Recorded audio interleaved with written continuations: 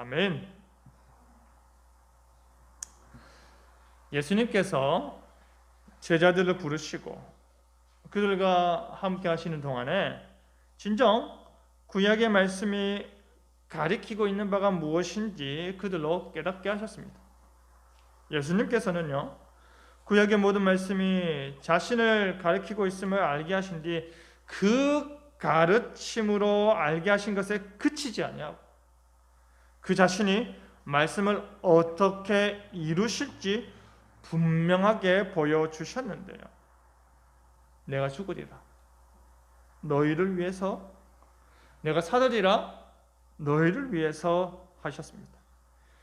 예수님께서는 우리가 부활을 믿는 것을 기뻐하시고 예수님께서는 그의 죽으심뿐 아니라 그의 부활하심 위에 교회를 세우길 원하셨습니다. 여러분, 지금 우리의 교회는 그리스도의 죽으심과 부활하심 위에 세워져 있는데요. 그렇다면 이 부활신앙 위에 우리 교회가 굳게 서기 위해서 우리가 다시금 되새겨야 하는 교훈은 무엇인지 하나님 안에 즐거워하자라는 제목으로 말씀이 주는 교훈을 함께 나누겠습니다. 첫째로 아들의 죽으심으로 하나님과 화목해 되었다입니다. 여러분 10절을 보시면 사도 바울은 보통 사람들에게는 조금 낯선 단어를 사용하면서 하나님과 인간의 관계를 설정하고 있는데요. 어떤 단어입니까? 10절에 원수라는 단어입니다. 우리가 사실 살면서 누구는 나의 원수다, 누구는 나의 원수야 라고 여기며 살아본 기억이 거의 없습니다. 그런데 지금 사도 바울은 복음을 논하면서 우리가 원수 되었을 때라고 말하는데요. 누구와의 원수입니까? 하나님과의 원수입니다. 이 세상 모든 사람들과 원수가 되어도 하나님과는 아니어야 하는데 오히려 지금 하나님과 원수 관계라 말하니 가히 충격이 아닐 수 없습니다. 그렇다면 왜 우리가 하나님과 원수입니까? 첫사람 아담의 죄로 인해 하나님과의 친밀한 관계가 깨어졌고 거리낌없이 누볐던 하나님의 동산 에덴에서 추방당함으로 인해 하나님과의 관계가 완전히 단절되어 버렸기 때문입니다. 그렇다면 여러분, 다시 한번 질문을 해야 합니다. 그 죄가 무엇이었습니까? 하나님과 같이 되는 것이었습니다. 하나님과 같이 되어서 어떻게 하겠다라는 것입니까? 하나님의 창조 질서를 외면하고 자신의 법 질서를 만들겠다는 것입니다. 그러니 하나님 편에서 하나님이 만든 세상의 피조물에 불과한 인간이 하나님의 형상으로 지음받은 특별한 존재라 할지라도 창조주 하나님의 대리인인 피조물 인간이 교만하게도 하나님의 자리를 적극적으로 노렸으니 하나님이 원수로 여기는 것입니다. 그 원수라는 표현이 6절에는 뭐라고 표현되어 있습니까? 아직 연약할 때에 라고 말하고 있습니다. 여러분, 여기서 말하는 연약함이라는 말은요, 믿음이 약하거나 정신 상태가 약하거나 심신이 약한 상태를 말하는 것이 아닙니다. 우리가 의롭지 못한 상태, 우리가 하나님을 안다라고 말하지 못하는 상태, 우리가 하나님을 향한 믿음이 너무나도 희미해서 아예 없다라고 말하는 것이 오히려 정확한 상태를 말하는 것입니다. 너무나도 연약해서 우리 안에서 그 어떤 구원의 소망이 발견되지 않는 무능력하고 의미 없는 상태입니다. 우리가 연약하였다라는 말은 바로 그런 뜻입니다. 그런데 그리스도께서 바로 그때에 기약대로, 약속대로, 예언하신 대로 경건하지 않은 자를 위해 죽으셨습니다. 하나님께서 정해놓은 시간에 그리스도께서 때가 참에 이 땅에 오셔서 하나님 나라를 향한 우주적 계획, 그 형상을 향한 대속의 은혜를 이루시는 것입니다. 누구를 위해서요? 바로 경건하지 않는 자를 위해서 죽으시는 것입니다. 여러분, 지금 사도 바울은요, 우리가 연약한 존재요, 경건하지 못한 존재일 때 그리스도께서 우리를 위해 죽으심을 말하면서 아주 이해하기 쉽도록 비교하며 말하는데, 의인을 위하여 죽는 자가 쉽지 않다. 그리고 선한 사람을 위해서 용감히 죽는 자가 간혹 있다. 정의롭고 선하고 덕스러운 사람을 위해서 죽는 자를 목숨을 거는 사람들은 우리가 간혹 볼 수 있지만, 그런데 누구는 아니다? 죄인은 아니다.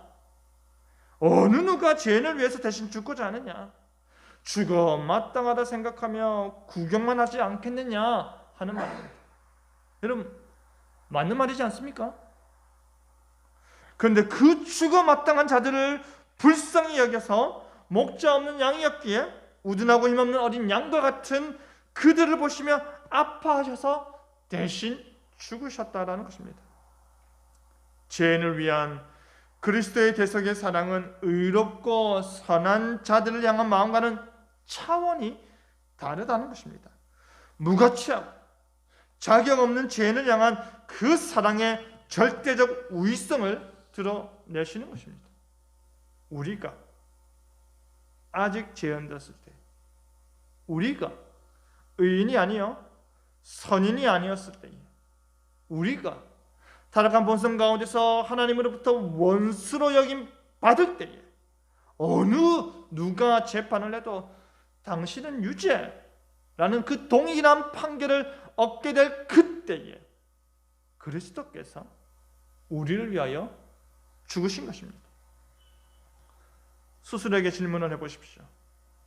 내 가족을 제외하고 나를 위해서 대신 죽어줄 사람이 세상에 있습니까? 없습니다. 심지어 가족도 아닌 경우가 많습니다. 그런데 그리스도께서 그와 같은 우리를 위해 죽으신 것입니다.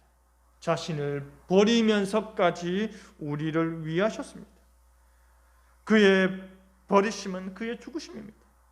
그 죽음의 목적은 무엇입니까? 그것은 바로 하나님의 사랑 때문입니다. 하나님께서 원수된 인간을 향한 자기 자신의 사랑을 드러내셔서 원수로 여길 수밖에 없었던 그의 형상인 인간들에게 하나님께서 봐라, 봐라, 내 사랑은 이 정도야 하고 보여주시는 것입니다. 이것이 나의 사랑이다 라고 나타내 보여주시는 것입니다. 하나님께서는 구약의 모든 말씀을 단 한 번의 오심과 단 한 번의 십자가 죽음으로, 아들을 십자가로 내줌으로 인해 그의 사랑을 확증하신 것입니다. 그리고 중요한 것은 그 사랑이 지금 사도 바울이 로마서를 쓰고 있던 그 당시에도 계속된 행위로 나타나고 있다는 것입니다. 그리스도의 죽음은 과거에 이미 이루어진 단회적인 사건이라면 하나님의 사랑은 어떻습니까? 그때로부터 시작된 연속된 행위와 은혜라는 사실입니다. 여러분, 그렇다면 하나님께서는 무엇 때문에 이렇게까지 하실까요? 하나님께서 그의 아들을 죽음으로 내모면서까지 우리를 향한 그의 사랑이 어떠한지 확인시켜 주신 이유가 무엇입니까? 그의 사랑을 확증해서 우리가 어떻게 되는 것입니까? 그리스도의 피로 말미암아 하나님으로부터 의롭다 인정을 받게 된 우리가 그 의에 힘입어서 죄를 향한 하나님의 진노하심에서 구원받는 것입니다. 자유로워지는 것입니다. 의롭게 된 원인은 그리스도의 피로 말미암는 것이지만 의롭게 되어야 하는 목적이 무엇입니까? 거기에 멈추지 않고 진노에서 구원받는 목적이 무엇입니까? 그리스도의 대속의 피보다, 그리스도의 의롭게 하심보다 더욱더 분명하고 더욱더 확실하고 더욱더 중요한 것은 바로 하나님의 사랑을 나타내는 것입니다. 그 사랑으로 인해 우리가 하나님과 더불어 화목해 된다라는 것입니다. 너희는 죄인이야. 너희는 경건하지 못해. 너희는 의롭지도 못하고 선하지도 못한 참 죄인이야. 너희는 나와 원수된 관계야 라고 불리었던 자들이 그 아들의 죽으심으로 말미암아 이제 하나님과 화목해 된 것입니다. 그 아들이 우리에게 하나님의 의를 전가해 주심으로 인해 우리가 하나님과 친밀한 관계 속으로, 화목된 관계 속으로 들어갈 수 있는 것입니다. 사랑하는 성도 여러분, 그리스도께서 우리를 위하여 죽으셨습니다. 그의 죽으심으로 말미암아 우리가 하나님과 화목해 되었고, 그의 죽으심으로 말미암아 우리가 구원함을 얻었습니다. 1000번을 10,000번을 반복하여 외친다 하더라도 우리가 깨닫지 못하고서는 그저 내 길을 피곤하게 하는 소음에 불과하겠지만 분명한 사실은 무엇입니까? 바로 그리스도의 죽음이 나와 상관있다라는 것입니다. 그리스도의 죽음이 나를 살린다라는 사실입니다. 그 사실이 나의 믿음으로, 나의 확신으로 고백되는 여러분 되기를 바랍니다. 둘째로, 아들의 살아나심으로 하나님 안에서 즐거워하느니라 입니다. 여러분 10절 상반절은요, 그리스도께서 죽으심으로 우리가 하나님과 화목해 되었다라고 말한다면, 하반절은 그리스도께서 살아나심으로 우리가 구원을 받을 것이라고 말합니다. 그리스도의 죽음을 먼저 논한 뒤에 이제 그리스도의 부활을 말하는 것입니다. 그리스도께서 죽으심으로 인해 우리의 모든 죄값이 치러졌지 않느냐. 그래서 하나님과 원수된 관계에서 이제 화목해 된 상태가 되었지 않느냐. 그런데 거기서 그치지 않는다라는 것입니다. 그 화목된 상태가 영원토록 유지되도록, 의로운 상태가 영원토록 유지되도록 구원을 받게 될 것이라는 말입니다. 물론 여러분, 그리스도의 죽음 그 자체가 우리의 모든 죄를 사할 능력이 있습니다. 그리스도의 십자가 보혈 그 자체가 우리가 지은 모든 죄에 대한 형벌을 대신 치르고도 남을 가치가 있습니다. 그렇기 때문에 죽음이 아니고서는 이루어질 수 없는 하나님과의 화목을 우리를 위해 친히 이루신 것입니다. 하나님 입장에서는 그것으로 충분하지만, 하나님 입장에서는 그것으로도 만족하지만, 인간인 우리 입장에서는 어떻습니까? 예수님께서 죽음으로 끝나버리는 것입니다. 메시아도 죽었다라는 사실로 끝나버리는 것입니다. 그를 그토록 사랑하고 따르며 자신의 모든 것을 버렸던 제자들이 어떻게 했습니까? 떠나버렸습니다. 주님이 바로 메시아이십니다. 주님이 바로 우리의 구원자십니다. 하나님이십니다. 믿음으로 고백했던 자들이 예수님이 죽으시니 배신하는 것입니다. 여러분, 예수님께서 직접 자신의 음성으로 인자가 온 것은 섬김을 받으러 온 것이 아니다. 도리어 너희를 섬기기 위해 왔다. 내가 많은 사람의 대속물이 되어 너희를 섬기겠다 하지 않으셨습니까? 내가 대제사장들과 서기관들로부터 많은 고난을 받으리라 말씀하지 않으셨습니까? 그럼에도 불구하고 제자들은 어떻게 했습니까? 두려움에 떠나버렸습니다. 과거의 두려움이 현실에게 지는 것입니다. 우리도 마찬가지지 않을까요? 우리 역시도 윤리 도덕적인 교훈을 많이 한 고대 성인 중 한 사람 정도로 여기지 않을까요? 그의 육신은 죽었지만 그의 가르침은 여전히 살아있는 정도에 지나지 않을 것입니다. 하지만 예수님께서는 진실로 우리의 살고 죽는 문제를 해결하시기 위해서 죽음에서 부활하셨습니다. 죽음에 그친 것이 아니라 그 죽음값을 다 치르시고 그 죽음을 이기시고 부활하신 것입니다. 죽음에 대한 이전 문제와 이후 문제 모두에서 완전히 벗어나서 이 땅에서 하나님과 화목해 된 그 상태 그대로 저 하늘에서 하나님과 화목을 계속해서 누리는 것입니다. 그 어떠한 장애물도 없고 그 어떠한 걸림돌도 없는 상태, 그것이 바로 그의 살아나심으로 말미암아 구원받는 것입니다. 지금 사도 바울은요, 그리스도의 죽음보다 그리스도의 살아나심이, 그리스도의 부활이 더 확실한 보증이 됨을 강조를 하고 있음을 아시기 바랍니다. 말씀대로 죽으시고 말씀대로 부활하신 예수님께서 봐라, 내 말이 맞지 않느냐 라는 말씀을 몸소 증명해 주셨기 때문입니다.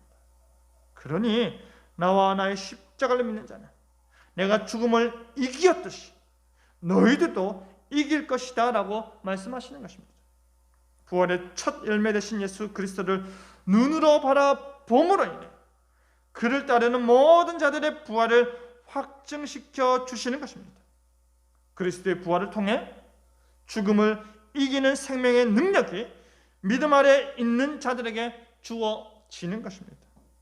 이것이야말로 놀라운 하나님의 은혜인 것입니다.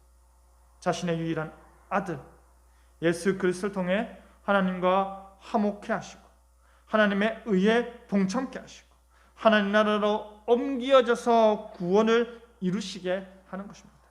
오직 그리스도의 죽으심과 부활하심으로 말미암아 우리에게 주어지는 하나님의 고귀한 은혜인 것입니다. 우리를 향한 하나님의 사랑이 확증되는 것입니다. 여러분, 예수님께서는 우리의 범죄함을 위해서 내어줌이 되었습니다. 그리고 우리의 의롭다 하심을 위해서 살아나심이 되셨습니다. 범죄함과 의롭다 하심이 대조를 이루듯이 내어줌과 살아나심이 대조를 이루는 것입니다. 하나님께서 예수님을 내어주시고 예수님께서 자기 생명을 내어주시사 그 목적과 그 사랑의 대상은 누구에게 있는 것입니까? 우리에게 있는 것입니다. 하나님께서 반드시 내가 너를 구원하리라 하셨던 그 언약의 후손들인 우리에게 있는 것입니다. 우리는 이제 그의 부활로 인해 구원을 받게 되었습니다. 그뿐 아니라 11절에는 우리가 어떠한 존재가 되었다고 말합니까? 우리를 하나님과 화목케 하시는 우리 주 예수 그리스도를 말미암아 하나님 안에서 또한 즐거워하는 존재가 되었다라는 것입니다.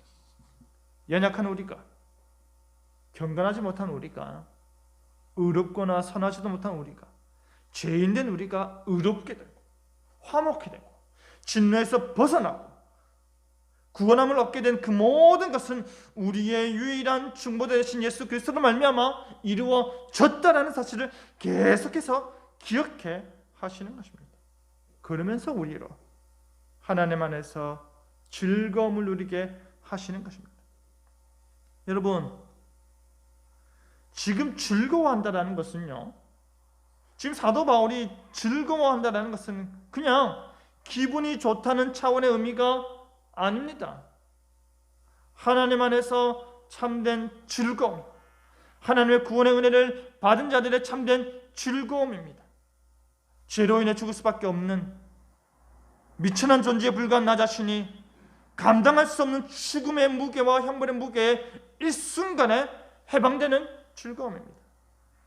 여러분, 이 즐거움은요, 오래도록 고초를 당하다가 그 억울함이 한순간에 풀렸을 때의 즐거움보다 더 큽니다.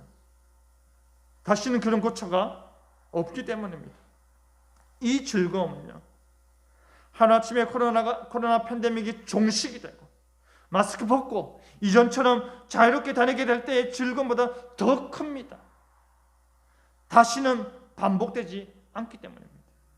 이 즐거움의 가치는 희귀 불치병, 난치병에서 기적적으로 완치되었을 때의 즐거움보다 더 큽니다. 영원하고 완전한 생명이 주어지기 때문입니다. 여러분, 우리는 느껴야 합니다. 내가 하나님께 선택받았어? 나의 이 여리고 여린 믿음으로 하나님 나라에 뽑혔어? 하는 그 구원의 즐거움을 느껴야 합니다. 이 땅에서 단 한 번이라도 느꼈던 그 모든 부정적이고 비관적인 것들이 전혀 없고 오직 하나님과의 화목된 관계 안에서 영원한 복락만 있는 그 하나님 나라의 상속자로 뽑히는 것입니다. 하나님께서 뽑으실 때 하나님께서 그와 함께 할 수 있는 모든 자격을 부여하시니 받을 가치 없는 우리가 그 모든 영광스러운 상급들을 받게 됨이 기쁘고 즐거움이 되는 것입니다. 여러분, 우리가 비록 현재의 고난, 지금의 아픔, 이 땅에서의 고통으로 탄식하고 부르짖고 비통한 심정으로 살아가고 있다 하더라도, 죄와 사망의 법으로 여전히 삐걱거리는 삶을 산다 하더라도 그 모든 고난과 아픔과 고통은 장차 우리에게 나타날 영광과는 비교할 수도 없는 것입니다. 여러분, 진정 우리는 인내는 쓰고 열매는 달달하는 것을 경험적으로 잘 알고 있지 않습니까? 뿌린만큼 거두게 될 때에 그 열매가 얼마나 큰 만족을 주는지 우리는 수없이 경험하고 또 경험하지 않습니까? 그렇기 때문에 우리에게 나타날 영광을 향한 소망이 우리에게 참된 즐거움이 되는 것입니다. 그 영광이 우리 안에서 우리에게 주어질 것이기 때문에 참으로 즐거운 것입니다. 그 영광은 우리가 그리스도로 말미암아 얻게 되는 것이지만 그리스도와 함께 하나님 나라의 후사가 되는 것입니다. 그리스도와 함께 왕노를 하는 것입니다. 이보다 더 크고 더 높고 더 영광스러운 상급이 어디 있겠습니까? 사랑하는 성도 여러분, 지금 당장 눈에 보이지 않는다고 혹시 실망하십니까? 여러분, 소망이라는 것은 항상 지금 내 눈에 보이지 않는 것입니다. 소망이라는 것은 언젠가 안개가 거쳐서 눈에 그리던 것이 훤히 보이는 것입니다. 오늘의 답답함이 우리의 두 눈을 가리고 있다 하더라도 하늘에 있는 영원한 집이 우리에게 있음을 믿으시길 바랍니다. 하나님 안에서 참으로 즐거워하시길 바랍니다. 만문을 창조하신 하나님께서 만문의 근원 되심이 마땅하듯이 만물 안에 있는 우리로 그 안에서 즐거워하게 하심도 마땅함을 기억하시기 바랍니다. 참된 즐거움, 참된 행복, 참된 복락은 오직 하나님 안에서 찾을 수 있음을 믿으시는 여러분 되기를 바랍니다. 말씀 맺겠습니다. 사랑하는 성도 여러분, 우리 때문에 우리를 위해서 예수님께서 죽으시고 예수님께서 부활하셨습니다. 그가 살아나심으로 인해 우리는 영원한 화목, 영원한 즐거움이 허락되었음에 감사하시기 바랍니다. 그리스도의 부활은 과거에 있었던 일에 그치는 것이 아니라 그리스도의 십자가 부활을 믿는 그 순간부터 우리에게 영원토록 영향력을 행사함을 믿으시기 바랍니다. 그 십자가 신앙으로 하나님과 화목하고 그 부활 신앙으로 하나님 안에서 즐거워하는 삶을 사시기 바랍니다.